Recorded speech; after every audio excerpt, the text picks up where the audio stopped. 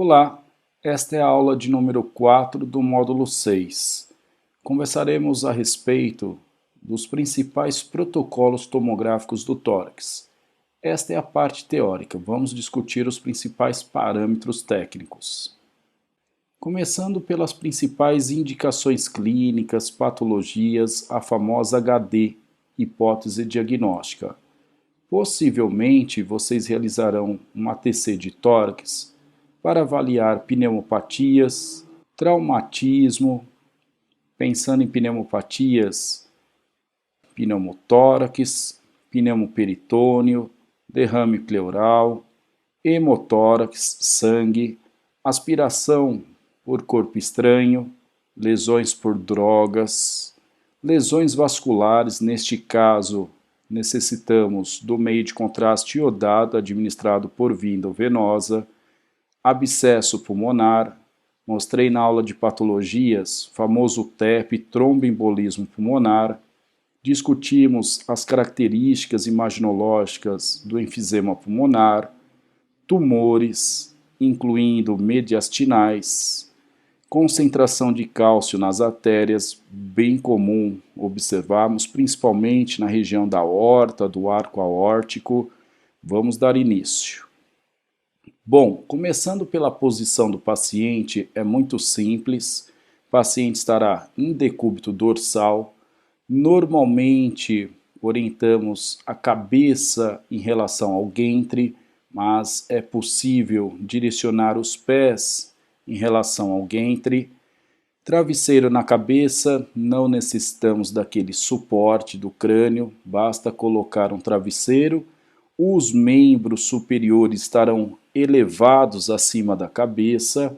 É importante deixar apoio nos joelhos, flexionar um pouco os membros inferiores, melhor comodidade do paciente.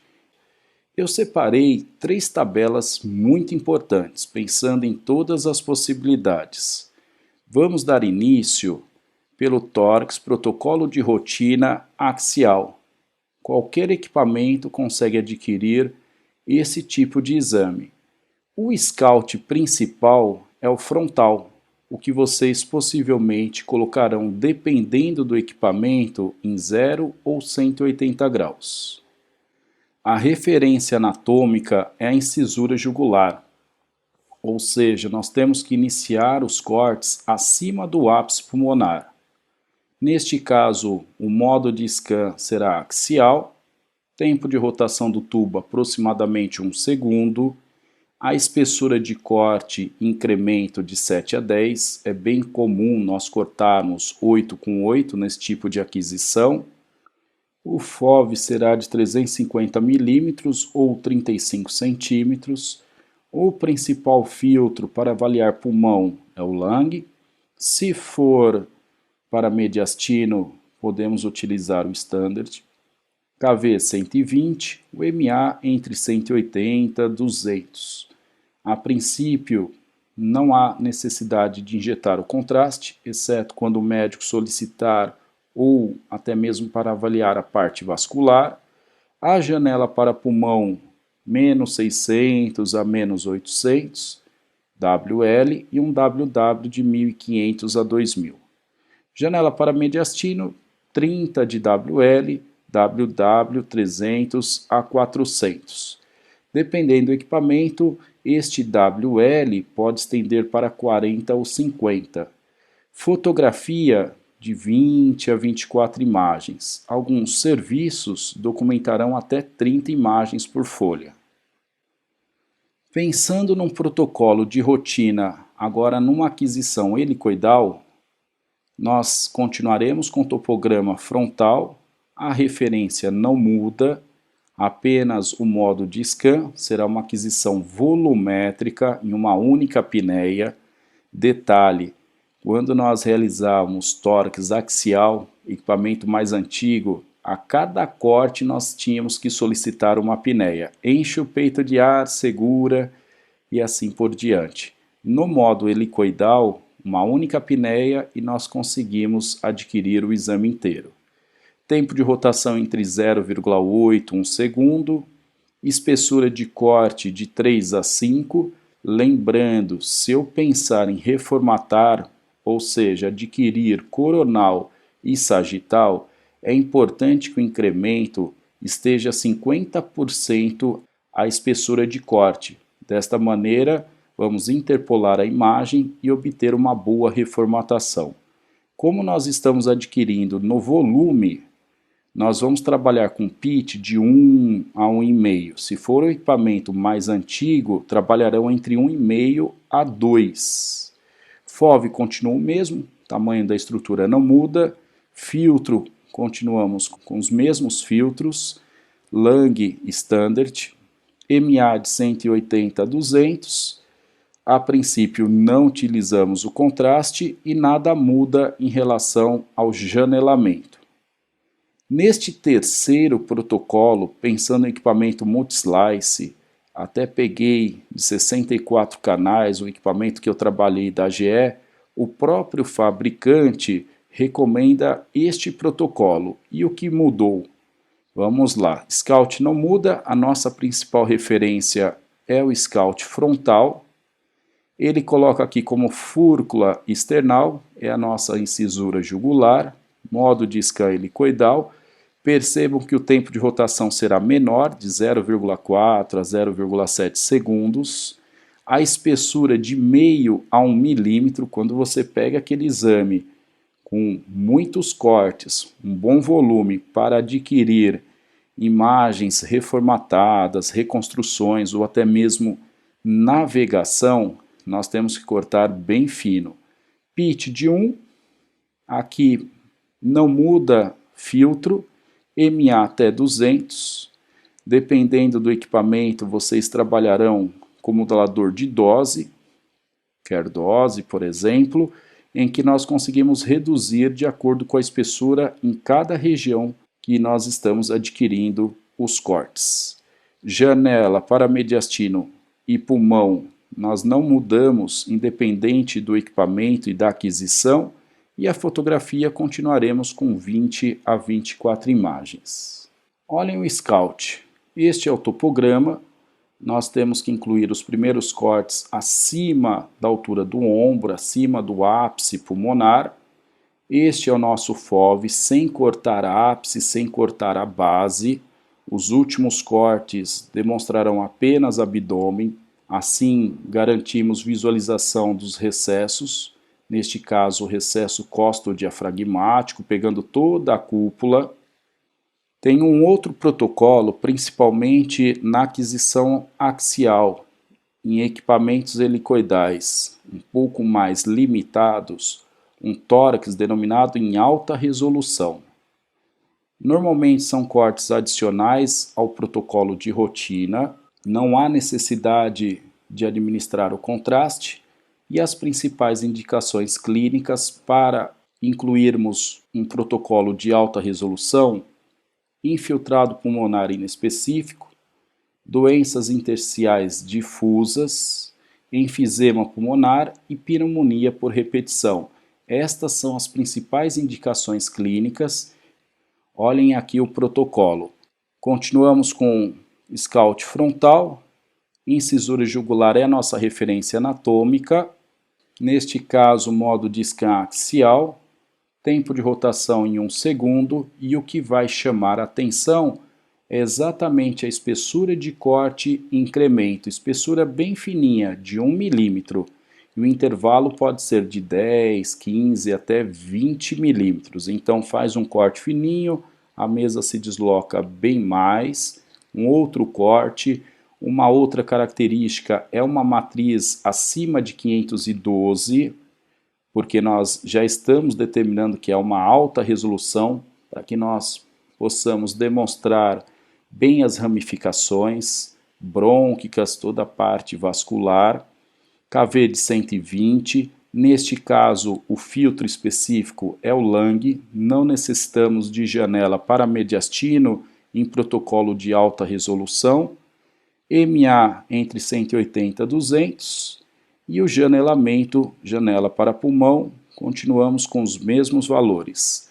Neste caso, como nós fazemos um corte, a mesa se desloca bastante. Outro corte, vocês adquirirão em média de 9 a 12 imagens. Pensando num protocolo multi-slice, ainda de alta resolução, o que vai mudar, porque a espessura de corte continua aqui, mas o intervalo de 10 a 20. Alguns protocolos, alguns médicos, radiologistas, colocam 1 com 10 numa fase de inspiração, então enche o peito de ar, segura, adquire, e uma outra aquisição com 20 milímetros na expiração, solta o ar e adquire estas imagens. Em um equipamento como este, nós trabalhamos com matriz de 512 ou até mesmo uma matriz de 1024.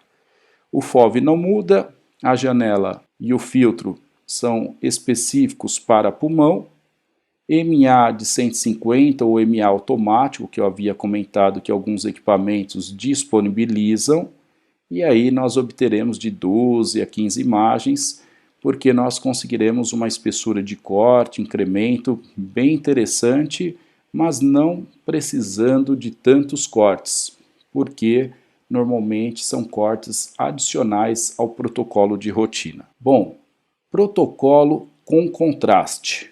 Quando que vocês necessitarão do contraste? Claro que isso é a critério do médico, mas normalmente quando vocês pegarem avaliação vascular, famosa anjo-TC, tumores mediastinais, suspeita de nódulos pulmonares malignos, vou discutir isso aqui com vocês daqui a pouco. Claro que tudo isso vai depender do serviço, é importante vocês entrarem em contato com o médico radiologista que está de plantão e questioná-lo. Estou com uma ATC de tórax para esta indicação. Injeta o contraste? Ele determinará. Normalmente nós trabalhamos com delay de 50 segundos. Claro que eu não estou pensando, por exemplo, num TEP, num exame angiotomográfico mais específico. O volume de contraste em torno de 100 a 150 ml. Nós trabalhamos com uma razão de 1 a 2 ml por quilo, normalmente 1,5 ml por quilo, isso no sistema helicoidal. Paciente 70 quilos, multiplica por 1,5, chegaremos a 100, 105 ml de contraste, é o volume total. Se for um equipamento multi-slice, normalmente utilizamos 1 ml por quilo, 70 quilos, 70 ml. Mas no equipamento multi-slice, vocês perceberão que nós temos duas seringas, uma para o contraste e outra para o soro. Qual o volume de soro? Em torno de 30 ml, porque daí o soro ajuda a empurrar o contraste, mantendo o flush, que é o pico do contraste, sem tanta diluição, garantindo uma boa qualidade. O fluxo de 3 a 5 ml por segundo. Se for um exame normal apenas com contraste, em torno de 3. Se for um exame angiotomográfico, de 4,5 a 5 ml por segundo, é a velocidade de injeção. Vamos falar mais especificamente do protocolo para TEP, ou seja, um exame angiotomográfico. Tromboembolismo pulmonar nada mais do que o bloqueio da artéria pulmonar ou de algum de seus ramos. Geralmente ocorre quando o trombo venoso profundo, ou seja, um coágulo, se desloca até o local, tá, no coração, vai viajar, ou seja, emboliza para o fornecimento sanguíneo e arterial de um dos pulmões, como eu mostrei na aula de patologia. Vamos discutir agora sobre protocolo para TEP. É um exame angiotomográfico. Neste caso, nós teremos como referência anatômica o arco da aorta, ou seja, uma programação acima do arco aórtico. Necessitamos de uma aquisição volumétrica, ou seja, não consigo adquirir este protocolo no modo axial ou em equipamento convencional. Tempo de rotação de 0,6 a 0,8. Se for pensar em um equipamento helicoidal, espessura de corte em 3, com intervalo de 1,5, ou seja, intervalo 50% a espessura de corte, pitch de 1, FOV continua o mesmo, o filtro principal é o standard, porque nós temos como objetivo demonstrar mediastino. KV e MA não mudarão tanto em relação aos protocolos anteriores. Necessito do contraste, vocês viram a importância na aula de patologias sobre administração, a importância do uso do meio de contraste iodado administrado por via endovenosa. Um tempo de aquisição, se não tiver o Smart Prep ou Trax-Bolo, que é o pré-monitoramento do meio de contraste, em torno de 15 segundos, com fluxo de aproximadamente 4,5 por segundo, a velocidade de injeção.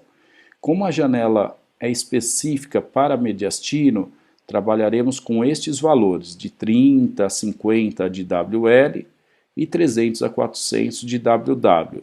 Pensando num protocolo para a TEP, um equipamento multi-slice, nós continuamos com a mesma programação, pensando no topograma e na referência anatômica. O modo de scan será helicoidal. Olhem o tempo como normalmente é um tempo menor de rotação, entre 0,4 e 0,6 segundos. Espessura de corte incremento 1 com 1, pitch de 1, filtro é o standard, porque nós temos como principal objetivo demonstrar mediastino. KV e o MA, quando for selecionar o MA em torno de 200, mas normalmente selecionamos o MA automático, modulador de dose, contraste sim, e neste caso nós trabalharemos com o Smart Prep, o Trax-Bolo, que é o pré-monitoramento do meio de contraste. Vou mostrar na referência quando nós temos que selecionar o Smart Prep, por exemplo, qual é a nossa referência anatômica para quando o contraste chegar no vaso de interesse, que é a artéria pulmonar, o equipamento identifica e libera a radiação, faz a aquisição.